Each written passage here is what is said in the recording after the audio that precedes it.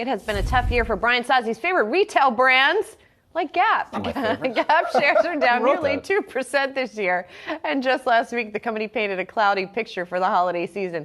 I think someone is teasing you a little bit, Soz. Yeah, this is not one of my favorite brands. I want to make that perfectly clear. I mean, following this company has been just abysmal the past decade. But nonetheless, I caught up yesterday for our Rockin' Retail special. We spent the whole about an hour, more of an hour over at Oculus in New York City, and we caught up with Mickey Drexler. He's the former, I would say, iconic CEO of Gap that put that company on the map. So I asked him what he thinks about Gap right now. It's a company in turmoil, closing hundreds of stores, also looking for a permanent CEO.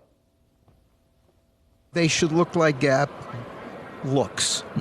I think it's a great opportunity to be the all-American uniform-ish with very fair prices and with good-looking clothes, lots of color. But, you know, everyone needs to look good. And, you know, I think they'll do much better. So I'll pick up the baton where my buddy Mickey left off. He knows a lot of people at Gap. He was a little hesitant, I think, comment on some changes they need to be made there to save themselves. So I'll do it for him. Here are my suggestions because I have no friends at Gap. First up, I think they need to close 50% of their U.S. Gap stores. There's, I believe, over 500 Gap stores in North America. You got to slice that in half. Get those costs right.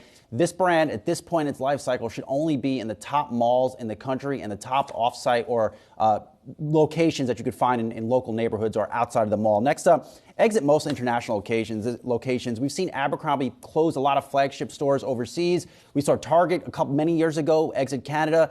Gap has no idea what it's doing overseas. Close those stores, get your costs right, reinvest it in the U.S. business like we've seen the likes of Lowe's, which recently sold off its Canadian business. Just focus on the U.S. for Gap. Sell Athleta. That is a thing, or that is a view that has long been held on the street. This is a brand that probably Gap has mismanaged over the past 5 years. Sell that brand. Again, focus on that Gap and Old Navy division.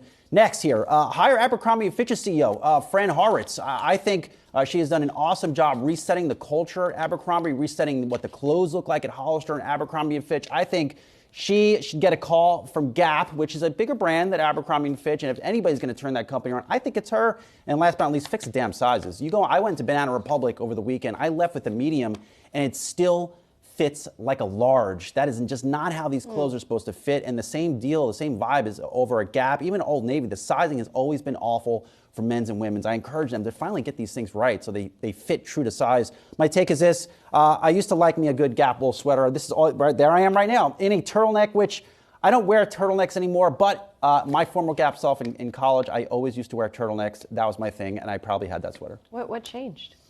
They're just too warm. Just too warm, yeah. Could you bring back the turtleneck for tomorrow? I can't do it, but I heard you guys are going to do it. We are. We'll be the turtleneck twins tomorrow. It's You'll be the odd man it's out. too warm. I just emit too much just energy. I can't sweat. I don't want to get hot, guys. Sweating hot.